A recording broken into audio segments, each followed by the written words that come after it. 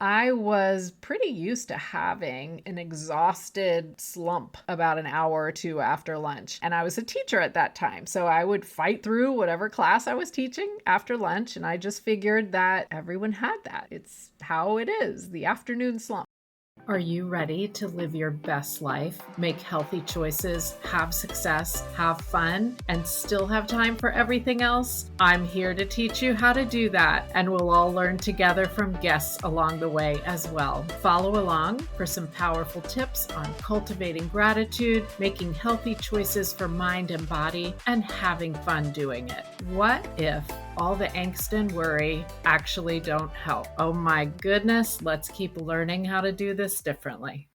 OMG, hello, my friends. We are talking today about looking at food as fuel and fun. So, this will be a concept, I hope, that simplifies things for you if you are in the midst of struggles about what to eat, and if you're beating yourself up about what you eat and how you eat, or even if you're just not sure how to make a decision on a day-to-day basis on what should you be eating to be healthy. In order to share this way of looking at food, I want to tell you my story, my relationship with food. And to be honest, I've really been putting this off. I have an instinct, an intuition that if I share my story, maybe it will help someone listening. And I have a strong feeling that that's true. And at the same time, I have a lot of lingering embarrassment about what I've gone through with food. So I was really putting this one off. I didn't want to make my notes. I didn't want to get it done. In the end, what's winning out is that I want to have courage. So here we go. I've seen that things happen when we have just a few minutes of courage. Okay, so you've heard me share in some of my previous episodes about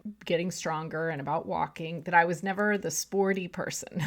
I didn't have a lot of athletic skill at all. I don't really still have a lot of athletic skill. And so that meant that sometimes during my growing up years, I would decide to get active and get in shape. And sometimes I wouldn't at all. But overall, I was healthy. I did activities like line in high school and exercise classes in college, and always, some bit of movement to stay at a medium level of fitness. And there was a period during college when my roommate and I developed the habit of eating bags, and yes, I mean bags of chocolate covered peanuts and pretzels each night from the campus food court, because if you use your meal card to get it, it doesn't really mean you paid anything, right? So it took a little work to come back from some weight gain that year, but overall, I was doing fine. The part that no one knows and has really influenced the way I eat and look at food for the rest of my life is that during grad school, it was a very different story. And I attended Georgetown for grad school. It was a 2-year program. I made friends. I liked my program. I had fun in DC. I had no traumatic incidents or issues going on. What I did have, however, was a binge eating problem. And this started during the first year of this 2-year program. I would occasionally just go nuts, eating everything I could get my hands on in my apartment. And I realized that something unusual was going on. I mean, who doesn't get the munchies occasionally, right? Like at first, okay, fine. Every now and then, eat all the things. But I realized something unusual was going on when I started combining crazy stuff. Literally whatever I had and as much as I could eat, and just wacky combinations. And to this day, and it has been 30 years since this, to this day, I can't really even go into further detail because it brings up a lot of emotion and embarrassment. So this happened occasionally, not all the time, not every day, not even that regularly, but it went on for months. I was always by myself. I lived in my own apartment that first year, and I recognized that it was probably stress related. I did not ever make myself sick or anything like that, but it was not behavior that I was happy about. I understood that I wasn't fully in control of this behavior. So I'm going to pause here and say that I do realize that my story could be triggering for you, or that you might be dealing with some eating related issues or disorders right now. Please consider speaking to a counselor or a medical professional. I am neither of those those things. I'm going to tell you my story and my relationship with food, and I hope it will help. But there is help available for you if you need it. So tell someone who cares about you and ask for help. Now, to be fair, now that I've said that, I didn't take the advice I just gave you at first. I didn't tell anyone. 0 people. Without exaggeration, 0 people. No one in my life knew what was going on. I didn't binge often enough that my weight changed in any unusual way, so it probably wasn't obvious. Yeah, our weight goes up and down, And frankly, overall, I was pretty happy. What changed that is when I understood that I was physically drawn to binge on a regular basis over these months and months. I didn't necessarily have control. And so I decided that even though I didn't want to speak with anyone I knew, because heaven forbid I get vulnerable with people I know and people who love me. That's how I felt. But I decided I would try the resources that the school offered. And I made an appointment to see a counselor. So this episode is meant to focus on food. And I'll just summarize this way. One of the first things that she and I discussed was feelings. She asked me how I felt about various things we were discussing, how I felt about things in my life. And I was not able to answer her. I did not know how to recognize or name a feeling at all. And I actually have a very vivid memory of the first time that she asked me this. I could not put a word to an emotion. It was not possible. I could not verbalize anger or loneliness or anything related to feelings. So there was the problem. We found it. I am and forever will be grateful for the few months that I worked with her. I learned how to recognize and understand feelings. I learned it was okay to feel feelings. She referred me to a nutritionist, and I learned that eating is about fueling our bodies and that little treats are fine. And my family in our house to this day, we have a candy bowl of miniature chocolates in our kitchen cabinet because a little treat is a good thing. I learned that from her, and to this day, we always have that available if someone wants a little something. So by the time I graduated from my graduate program, and really even the second year, I was no longer binge eating. So I am lucky. I was able to get access to people who helped me sort through all the stuff that was causing me to do this. And I recognize I am lucky and I am grateful for that. And so as an aside, whether someone's life looks easy or difficult from the outside, I promise you, we've all gone through challenging times and through stress and probably through things that other people don't know about. More was coming for me after that point. Of course, life is full of ups and downs. And I am so thankful to have learned how to feel and recognize emotions and how to eat for health. So make sure that you're following this podcast, because in a couple of weeks, we have an episode coming about tapping and emotions. And I think you'll love the way it helps you to experience and clear emotions. So hold on for that. Okay, let's fast forward a bit. Oh, I'm feeling my energy change as I got through that.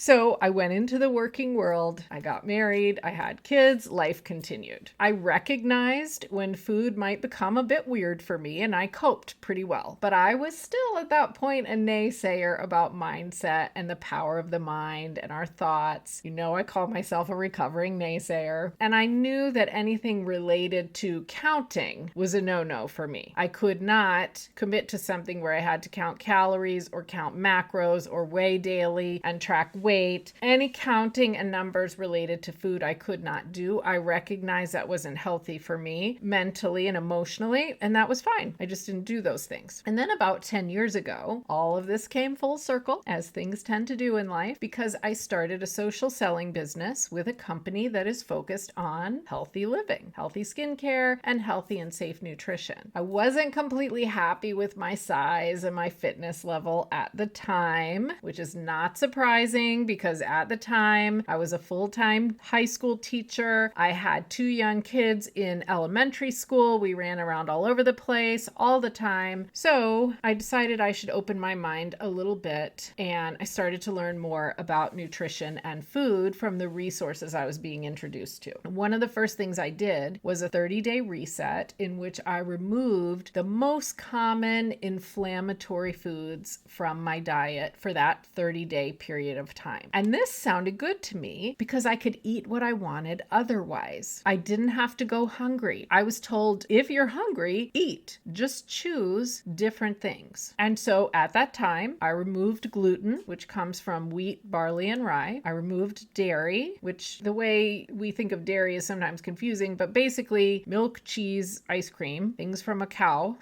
I removed diet soda. I was never a big coffee drinker, but removed kind of the acidic drinks and as much refined sugar as I could. There's sugar hidden in so many things, but I just tried to minimize the added sugar. And oh my goodness, did I feel good. I was pretty used to having an exhausted slump about an hour or two after lunch. And I was a teacher at that time, so I would fight through whatever class I was teaching after lunch, and I just figured that everyone had that. It's how it is, the afternoon slump. Interestingly, a few weeks into this 30 days, the slump went away. My stomach felt better. I didn't notice as much puffiness or bloating or swelling. My hands, my ankles, my face tends to get puffy, and that was going away. My waist and my hips seemed to start kind of reshaping a little bit. I was intrigued.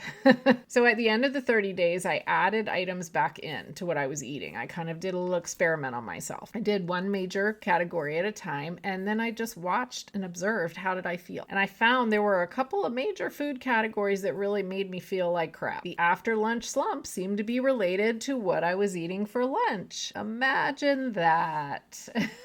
So how to move forward, how to share this idea with other people who maybe are like me and can't handle a plan that involves counting calories or counting macros like I can't. I dug into some research about why we eat.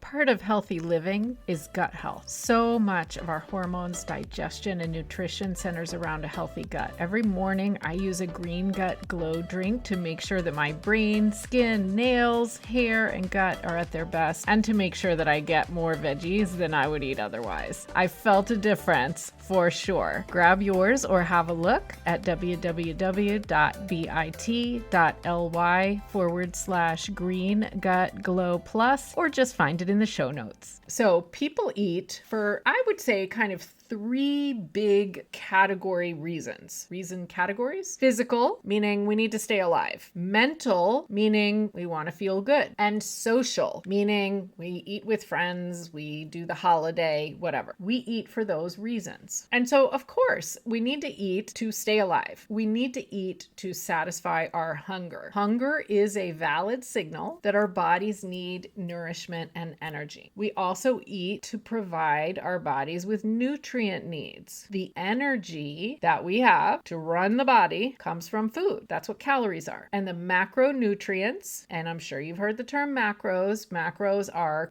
carbs, fats, and proteins, in case you were wondering. And micronutrients, and for that, think vitamins and minerals, they're required for our bodies to function well and grow. Now, we also eat for mental and social reasons. As I mentioned, certain foods are delicious. They feel good to eat. Maybe they have a childhood memory attached, or they make us think of being cared for. There is something in our life that has attached this food to good feelings. Those are comfort foods. That's one reason we eat. Sometimes we take this farther and we eat to regulate our emotions. This is what I was doing in grad school without realizing or understanding it. Because I wasn't recognizing all of those emotions that I was having, the eating was covering it, hiding it, something. I don't know the right terms for it, but that's what I was doing. Foods that are high in sugar or in fat can cause the release of feel-good neurotransmitters in our brains. Think about serotonin. You may have heard of that one. We often hear of it referred to as the happy hormone. And those neurotransmitters can improve our mood temporarily. So food can be about comfort and emotion. We also eat because we want to be social. We gather together, we enjoy a meal or a drink or snacks or a birthday cake. There are family traditions that involve food, and all of those can give us a sense of connection with family and with our culture. So interestingly, food can also be related to habits and routines. And I'm sure you've created a snacking habit at some point in your life. We've all done it. You get home from school or work and you automatically reach for a certain snack, or you finish your work day and you reach for a snack and a drink or whatever. Habits provide comfort comfort for our brains as well. So none of these things are inherently a problem. Somehow we just have to figure out how to do these things without causing harm to our bodies. What about eating because we understand that we want to have good health? Oh,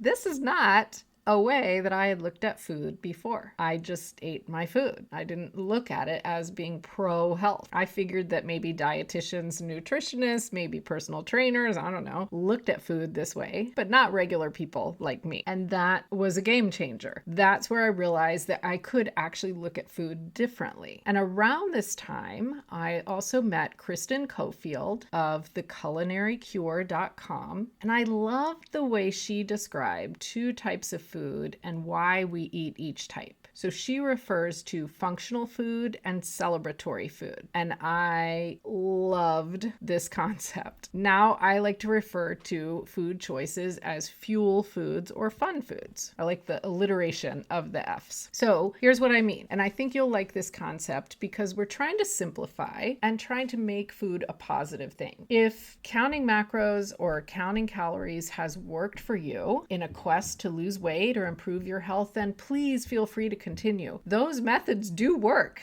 I know many people who have been very successful, but counting or tracking what I eat creates some emotional flashbacks for me. I can't do it. I choose not to do it. Even talking about it, there's stuff that I'm kind of processing. So I choose not to try those methods. I made the decision to use food in two ways: for fuel, to keep my body healthy and energized, and for fun. So fuel foods are what we want to be eating 80% of the time. This means most days of the week, 5 out of 7, or most meals and snacks. Ideally 3 meals on a lot of days and 2 meals on some other days. You can make a fantastic meal or snack out of fuel foods, I promise. Now, fun foods are foods that we might enjoy 20% of the time. Fantastic, decadent appetizers while out with friends or family. Cake, pastries, ice cream to celebrate some type of occasion, things like that. These are things that you love and you enjoy eating them, and those belong in our lives. So I love the concept of fuel and fun foods because this fuel foods idea helped me realize that the reason we eat from that whole list I mentioned at the most basic level is to stay alive. We need the nutrients, we need the calories, we need the micronutrients. If we choose wisely, we can also improve our health by eating as well. And yes, I said improve. And maybe we need a future episode about that very topic right there. For now, let's use a analogy. Anyway, think about a fancy sports car that recommends premium gasoline. You get to choose whether you're going to use just the regular unleaded gas or the premium or the ultra premium, whatever. You have the final say. You're the owner. However, in that type of engine, if you use that regular unleaded gas, you might end up with some knocking, some pinging, less power, lower gas mileage, less efficiency, whatever. Our bodies are the same. If we put in the regular gas, we get the basic results. We're alive, our hunger is satisfied. Check, check. If we put in the premium gas, we can potentially thrive. We can put in organic and non-GMO foods to make sure we're not adding pesticides to our bodies and adding genetically modified foods that are hard to digest, that the body doesn't recognize correctly. We can put in more vegetables and fruits for more micronutrients. We can put in more healthy fats like nuts and avocados and healthy oils like olive that are actually benefiting our brain health. We can put in complex carbohydrates like brown rice and sweet potatoes and quinoa that our bodies know how to digest and create energy from. And they're not high in sugar. They're not going straight to sugar. Or we can put in fast food, fried food, processed food, unsafe fats and oils, animal products that may include hormones and GMOs, additives like MSG, and all the other things that our foods have been sprayed with, fed from, and mixed with. Our bodies use carbohydrates for energy primarily, and also fats and proteins as well. Carbohydrates as the first source of energy. We need fats for brain health. We need protein for muscle health. The variety and quality of the foods we eat makes a huge difference in the output we get. And what do I mean by output? I don't mean actual literal physical output, although that's probably true. I mean our energy levels, our digestive health, our hormone health, our mood, our bone health, our muscle health, everything. That's the output from the input of this fuel food. So give this idea of fuel foods and fun foods a try. 80% of the time, ask yourself if what you're choosing to eat is pro-health for your body. You may or may not be able to afford organic all the time or have time to cook a meal from fresh ingredients. Okay, do it when you can. Learn how to make easy recipes that are also healthy. I have scoured and scoured and scoured. And in fact, connect with me on Instagram and I'll have to share some of these, but I have scoured around for recipes that are healthy, don't have a ton of ingredients, and are easy for me to make because, confession, I don't really like to cook, but I want to eat proper fuel. So whether or not you can have the absolute perfect meal every time, you can all the time look at what you're eating and ask yourself if this food or these snacks will help you to feel good and function well. And I think we know the answer to that in most cases. We know when we're eating and drinking things that don't help us feel good and function well. Those are not fuel foods for our bodies. Really intentionally think, how did I feel when I ate this meal? And actually maybe give yourself an hour or so after the meal and then start to get in the habit of saying, how do I feel now? Do I think that meal made me feel more energized, more awake, satiated? Or do I feel bleh? I want to take a nap and my stomach feels a little wonky. You're gonna know. We know. Everybody's body's a little bit different, but we can recognize it if we start to pay attention. Now, also, let yourself enjoy your fun food sometimes as well. I am a chocoholic through and through. So one way I actually handle this and balance this is that I almost never eat sweets that aren't chocolate.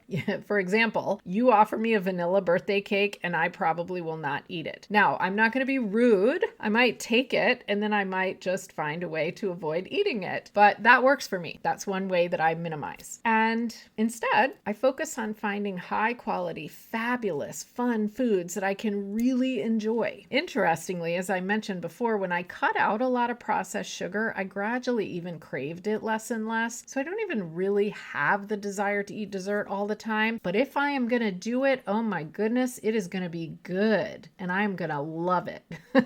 I love fabulous dark chocolate. I'm picky. It needs to be really good. And when I find celebratory foods and drinks that are really good and restaurants that are really good, I really enjoy them. There is no guilt. Guilt does not have a place in our relationship with food. If we can be intentional about this idea of fuel and fun, then let go of the guilt. Guilt is just, it doesn't have a place. This might be a concept that makes complete sense to you, or it might be something totally new. So let's take an action item to be intentional when we eat. If we're eating for fun, let's have fun. Choose the best food. Choose the thing that you want the most. Go to the great restaurant. Don't just go grab the thing off the tray because why not, whatever. Pick something you will really enjoy. Have fun with it and do that 20% of the time. And then most of the time when we're eating for fuel, let's try to find the best premium gas to put in our tanks. Eat the salad, eat the vegetables. Ask yourself, how processed is the food? If you eat meat, what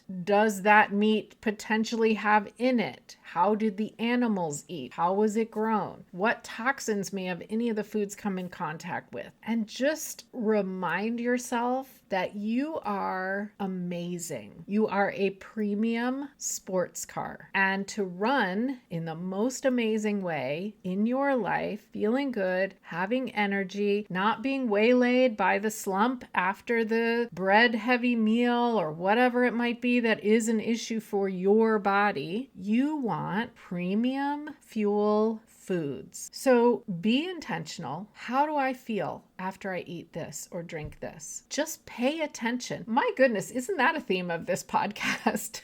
Just pay attention. Just recognize. So many of the things we've talked about in other episodes are about paying attention, recognizing what's going on, not having any guilt or bad talk to ourselves about it, and then gradually seeing something different. So this is a very personal topic for me. Please feel free to find me on social media, share your thoughts, ask questions. I am truly happy to discuss anything further, and I hope this has helped you. Fuel foods most of the time, fun foods sometimes, and let's really eat for our best health. I sure hope you enjoyed today's episode. OMG, I would be so honored if you would take a moment, leave a rating, and leave a review. Let's get this message out further into the world. Make sure you've subscribed as well, and why not grab a screenshot and share it on your social media. Now it's time to head down to the show notes and see the resources I mentioned. Go find what you love.